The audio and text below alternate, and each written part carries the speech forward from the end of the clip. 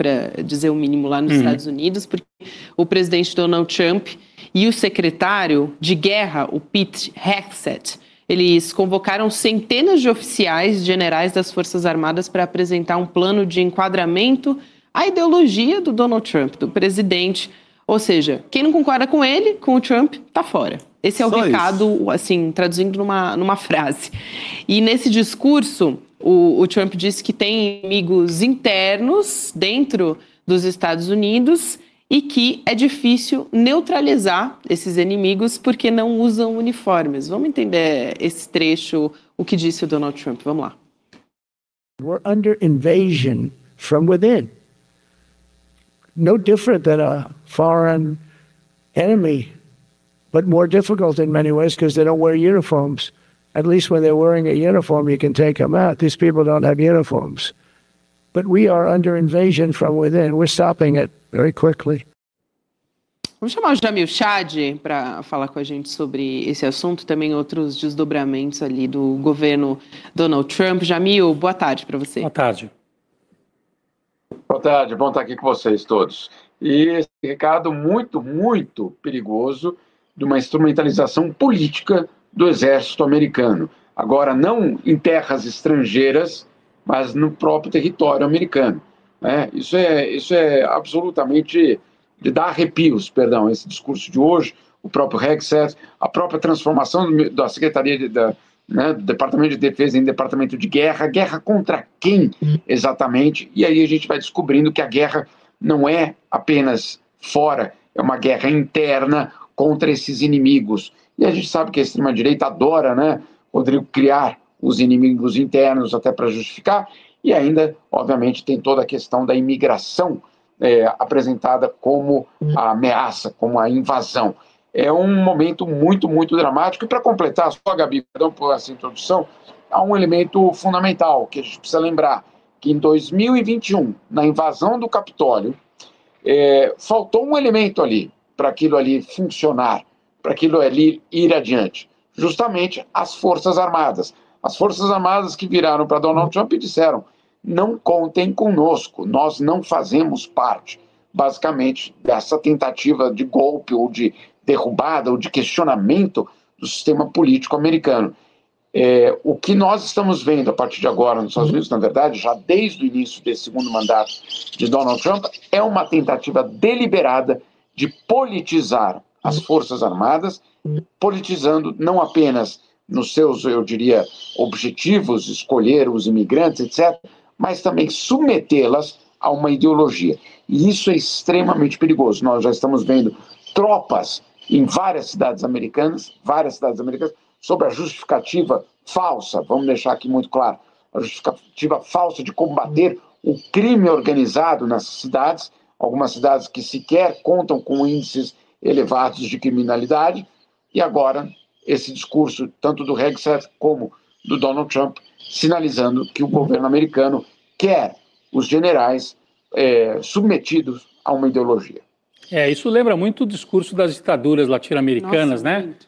Do inimigo interno aqui, sim. Argentina, Brasil, Chile, Uruguai, adotavam justamente esse discurso. Você usava as Forças Armadas, que teoricamente são para evitar a invasão do país, para reprimir o inimigo que estava aqui dentro, né? Até nesse caso é neutralizar, né, Rodrigo? O que é neutralizar nas palavras do Donald Trump? Mas é justamente isso. Você cria o inimigo interno e passa a usar as Forças Armadas para dentro. É um processo autofágico, é um processo de destruição social. Por isso que já tem gente se referindo ao Trump e ao governo dele, não como um governo, mas como um regime novo nos Estados Unidos, né? Ele vai impondo uma lógica nova que não respeita isso que o Jamil falou.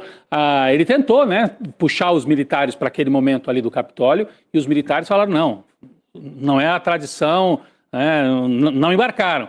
O que ele quer agora é enquadrar para numa próxima eles estarem juntos. Isso aqui é perigosíssimo. Está colado, não. E o ataque é qualquer grupo.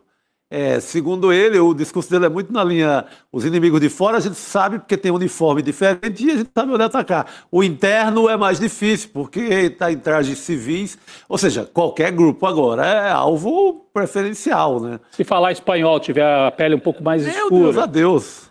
Português também, mas mais o espanhol ali, né? Outro dia eu vi uma cena impressionante, a ICE, né, andando pela rua e tem um rapaz entregando comida de bicicleta. O cara dá um drible ali de bicicleta. Aí né? os soldados estão ali para fazer uma outra. Eles escutam o cara que entregar a comida falando, acho que com sotaque, né? E aí saem correndo atrás dele, ele dá um perdido nos... Mas é isso, é um vale tudo, virou um vale tudo absurdo. É isso. Agora, eu não estou mais nos Estados Unidos, mas eu já adianto aqui. Se isso acontecer, os distribuidores de comida de iFoods e etc., essas empresas quebram. Eu não vi em um ano nos Estados Unidos nenhum americano entregando absolutamente nada. Nada. Então, eu fico imaginando, esse serviço deixará de existir nos Estados Unidos. Ou então terá vamos dizer assim, outra característica. Só para completar na questão do Exército, tem um outro elemento que a gente precisa colocar vamos dizer assim, dentro desse processo. O que fez Donald Trump logo que assumiu o governo? Ele criou uma espécie de comitê de personalidades do setor militar, né? Claro, todos eles aliados ao trumpismo, e esse comitê seria o responsável por avaliar o comportamento de generais. Olha só, Rodrigo. Ou seja, será que aquele general é realmente leal ao governo? Será que não tem algum tipo de desvio daquela pessoa ou daquele grupo, justamente para enquadrar, essa foi a palavra que vocês usaram, enquadrar aqueles que talvez não estejam dentro do movimento MAGA. Quando a Kamala Harris perde a eleição, ela faz um discurso e ela faz um alerta. A lealdade dos americanos não pode ser ao presidente. Essa lealdade precisa ser à Constituição americana. E, basicamente, aquilo ali é um alerta, claro, aos civis, mas, acima de tudo, aos militares, dizendo, olha só, senhores generais do exército americano, o exército mais poderoso do mundo, a lealdade de vocês não pode ser ao presidente de turno. A lealdade de vocês precisa ser à Constituição americana. Esse é um grande momento de desafio de tudo isso. Isso, e também acho que muita gente com a expectativa aqui da análise do Jamil sobre essa proposta do Donald Trump e do Benjamin Netanyahu também para Gaza. Aliás, hoje, antes da gente começar detalhando a história, né, Jamil, uma publicação muito popular na imprensa foi o Donald Trump dizendo que se ele não ganhar o Nobel da Paz, vai ser um insulto para os Estados Unidos. Vocês viram isso? Meu Deus do céu. Teve essa também, logo depois de apresentar essa proposta. Mas ontem essa proposta foi apresentada, foi uma coletiva de imprensa, os dois falaram.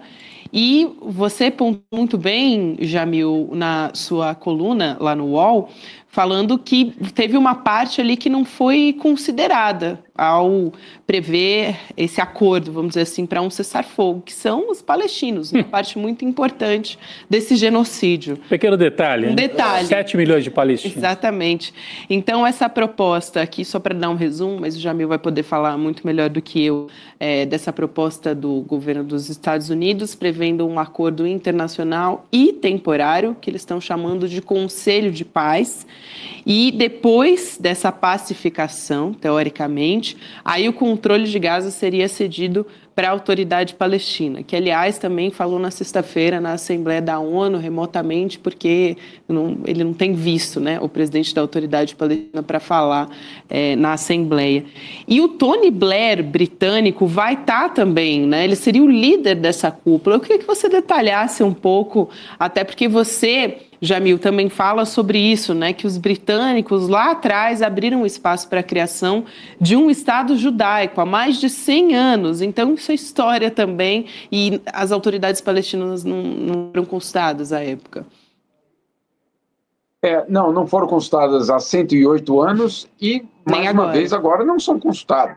Não são consultadas. Então, qual é o plano? O plano é, obviamente, de reconstrução de Gaza a partir do ponto de vista empresarial, inclusive a viabilidade dessa paz, ela de uma certa forma, traria para Gaza empresários que sim teriam interesse em ter retornos financeiros com a reconstrução de Gaza, ou seja, é um projeto imobiliário, aquela aquela ideia de Riviera, etc., essas palavras saíram do cenário. Mas o projeto, ele continua. É um projeto imobiliário de reconstrução de uma área no Mediterrâneo que realmente pode trazer muito lucro para quem participar.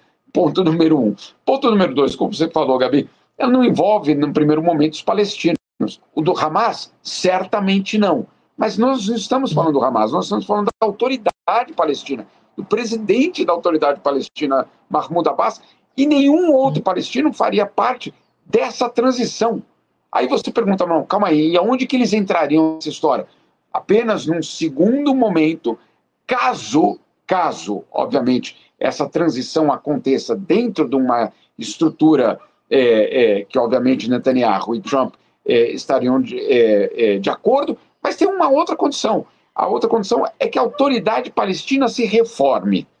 Agora, o que é a reforma da autoridade palestina? Que é prevista ali. Olha, vocês podem voltar a assumir Gaza se vocês passarem por uma reforma. Entre os vários pontos dessa reforma está abandonar todas as denúncias contra Netanyahu nos tribunais internacionais. Denúncias de crimes de guerra, denúncias de genocídio e de crimes contra a humanidade. Então, para os palestinos participarem do futuro de Gaza, eles terão de abandonar, basicamente, o pedido por justiça por 66 mil mortos, pelo menos por enquanto. Ou seja, qual é o plano? Anistia para Benjamin Netanyahu. Os palestinos só terão controle sobre Gaza, eventualmente no futuro, se Netanyahu for perdoado, se houver anistia geral, absolutamente geral, não só para Netanyahu, mas obviamente para o seu ministro da Defesa, etc., sobre todos os crimes cometidos em Gaza. Olha, eu não sei como descrever isso, eu fico imaginando a população palestina pensando, puxa, então valeu a pena, né, o genocídio, valeu a pena eu ter cometido tudo isso, porque no final das contas, isso aqui vai virar um empreendimento imobiliário liderado pelo próprio Trump e pelo Ocidente europeu, vamos dizer assim, ligado ao Tony Blair, vai gerar muito dinheiro para alguns. Nós, palestinos, eventualmente podemos ficar aqui no território sob a condição de que a gente engula ou entube o que aconteceu aqui durante 3 anos. Eu não sei, eu tenho colocado nas minhas matérias a plano de paz, eu coloco entre aspas, porque eu não consigo entender como alguém pode vender essa história como um plano de paz. Isso é uma imposição, isso é um ultimato, isso é, eventualmente, desmontar qualquer ideia de um Estado palestino soberano, né? Se você pode, depois de 3 anos, de 66 mil mortos, um genocídio já dito pela... Não sou eu, não é o adjetivo genocídio, é o termo legal a partir da comissão de inquérito da ONU, que chegou à constatação de que sim, existe um genocídio sendo cometido. Não sou eu que estou...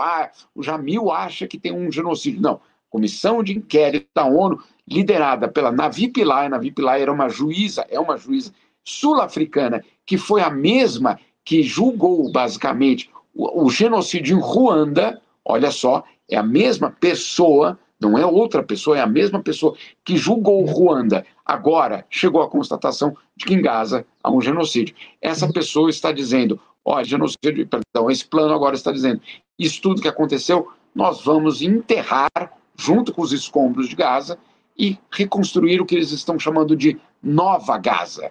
A Nova Gaza, obviamente, ela vem, entre outras coisas, com uma anistia para Netanyahu.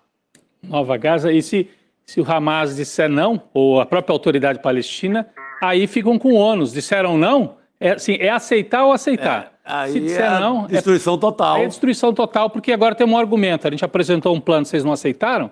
Vamos partir para a eliminação completa. Então, com a condição do desarmamento, várias condições impostas ali ao Hamas. Né? Isso, então assim, é um momento, mais um momento dramático na história dos palestinos, né? Uma situação realmente...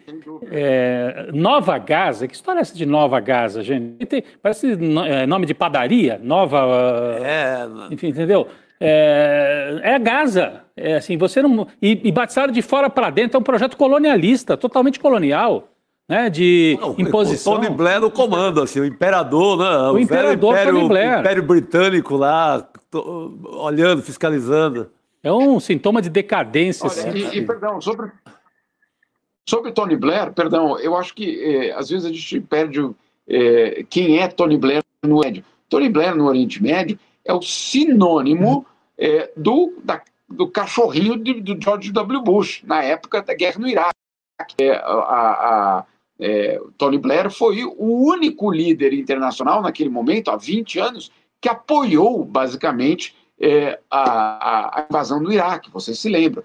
Ele é sinônimo no Oriente Médio de traição, obviamente, de ter uma relação extremamente ruim com os países árabes, né? Porque tudo aquilo que aconteceu no Iraque, e aqui não é uma defesa de Saddam Hussein, ninguém em sã consciência defenderia Saddam Hussein, não é isso. Mas o que aconteceu no Iraque com a queda de Saddam Hussein foi, obviamente, um desastre. Foram e são, basicamente, 20 anos de instabilidade, um caos no Oriente Médio gerado justamente por aquela decisão de George W. Bush, apoiada por Tony Blair. Esse é a pessoa que agora vai reconstruir Gaza. Chega a ser uma piada, né, de mau gosto. Como Tony Blair, nessa posição, é desconhecer, ou pelo menos conhecendo, ir lá e fazer uma provocação aos árabes, né, basicamente dizendo, olha, depois do Iraque, depois do Afeganistão, nós vamos pegar aquela mesma pessoa que já é acusada, inclusive no Reino Unido, de ser basicamente um lacaio, basicamente, dos americanos, agora também para administrar Gaza. E é muito curioso, eu não sei se vocês tiveram oportunidade de ler o projeto, basicamente ele descreve como seria esse comitê, esse conselho de administração de Gaza, Donald Trump e Tony Blair, e aí depois ali, empresários. Nós não estamos falando de políticos, de autoridades palestinas históricas, de gente que lutou pela causa palestina, ou de ex-líderes árabes que talvez tenham algum tipo de papel simbólico. Não, são empresários. São empresários, alguns milionários, alguns bilionários, alguns da região, verdade, mas isso não quer dizer que eles, obviamente, têm qualquer tipo de legitimidade popular. O que eles têm é um interesse econômico em reconstruir uma área no Mediterrâneo. Uma área no Mediterrâneo. Nós não estamos falando aqui de um local qualquer, é uma área à beira-mar. Então, é algo extremamente sério que está acontecendo, é uma encruzilhada na vida dos palestinos, e como vocês colocaram, agora, se disserem não, ou o Hamas, ou o Mahmoud Abbas e a autoridade palestina, obviamente, vamos assim, as justificativas estarão dadas. Não é por acaso que a semana passada, naquela reunião da ONU, nem israelenses, nem os americanos apareceram para defender a ideia de um Estado soberano palestino. Será por quê? Será por quê? Porque, obviamente, esse plano não prevê, pelo menos nesse primeiro momento, em primeiro momento a gente está falando de 10, 20 anos, né, gente? Nesse primeiro momento, nenhum tipo de autonomia para os palestinos. Muita gente, inclusive, já alerta que, se isso for adiante, é o fim da causa palestina, pelo menos como a gente conhece. É o fim da ideia do território palestino que inclua Cisjordânia e Gaza. E aí eu fico imaginando, além de Gaza ser agora um território administrado por uma comissão internacional, você tem, obviamente, a Cisjordânia entrando numa situação extremamente complicada. É um momento de encruzilhada para a história palestina. Isso. Aliás, a Cisjordânia não foi nem citada nessa proposta do Donald Trump e do Benjamin Netanyahu. Jamil, eu também, aproveitando aqui para falar contigo sobre esse encontro do Donald Trump com o presidente Lula, que deve realmente acontecer, e o Jamil pode falar aqui sobre as expectativas em torno disso. Uma das hipóteses que está aparecendo aqui na imprensa, a gente tem essa expectativa para acontecer no final de outubro e também na Malásia, porque os dois, tanto o Trump quanto o Lula, eles vão participar de um evento da Associação de Nações do Sudeste Asiático. Então, esse encontro poderia acontecer na Malásia. E a diplomacia brasileira, perdão, ainda que ela acredite que a cidade de Kuala Lumpur é considerado um território neutro para essas duas lideranças se encontrarem, a ideia é que os líderes se falem por telefone antes. Então parece que o termômetro ali do Itamaraty também vai estar em alerta nesse momento, nesse encontro, primeiro por telefone, depois, eventualmente, em Kuala Lumpur. Na Malásia, né, Chico? É uma tentativa da diplomacia brasileira de evitar a cilada da Casa Branca, né? Eu já vi hoje, curiosamente, a CNN Brasil saiu com uma apuração que eu não vi em nenhum outro lugar, dizendo que o Lula teria sinalizado para a Casa Branca que prefere ir aos Estados Unidos e prefere ir a Washington. Eu não vi isso em lugar nenhum. Ele tinha dito e brincado ali com a Janja, lembra? A Janja vai comigo, né? A Janja vai comigo. Tinha citado ali, assim, dando a entender que seria nos Estados Unidos. Mas me parece que a preferência da diplomacia do Itamaraty é fazer fora, né? Fazer num terreno neutro. É pena, me parece que o Jamil Chad teve um problema de comunicação, né? Isso, porque senão a internet dele desconectou. Porque senão a gente poderia ouvir o Jamil também sobre isso, mas enfim, fica para uma próxima participação do Jamil aqui, essa avaliação. De qualquer maneira, isso ainda está sendo costurado nos bastidores, não vai ser algo para agora. E também o Luiz Costa Pinto, daqui a pouquinho, chega aqui, jornalista, para conversar com a gente também sobre Podemos trazer esse tema. assunto. Exatamente. Boa. Então a gente aqui... também tem uma outra notícia, ainda falando do Donald Trump, né? Sobre o tarifaço imposto pelo Trump. Tem uma nova fase, toda hora tem uma novidade. Hoje tem uma assinatura do Donald Trump sobre uma nova ordem executiva dele para elevar o preço sobre madeira e móveis também. Então, produtos como madeira bruta e serrada vão ter um adicional de 10%, e armários de cozinha, gabinete de banheiro e móveis estofados vão receber 25%, à medida que afeta diversos países, inclusive a gente, aqui no Brasil também. Então, mais uma fase do tarifaço do Donald Trump que nos afeta. E ironicamente pega um setor muito bolsonarista, que esse setor ligado à madeira, no sul, tipo né? de construção, Santa Catarina principalmente. Santa Catarina e Rio Grande do Sul. Assim, é radicalmente bolsonarista. Tomara que tenha mudado, né? Depois desses acontecimentos todos. E é um setor que gera emprego, né? Porque ainda usa bastante mão de obra na produção. É um setor que gera emprego. Tomara que tenha entendido que não é legal, que não é bom para o país ter lá um embaixador lutando contra o país, como o Eduardo Bolsonaro tem feito até agora. Pois é, e a gente espera que com consequências em breve, no entorno de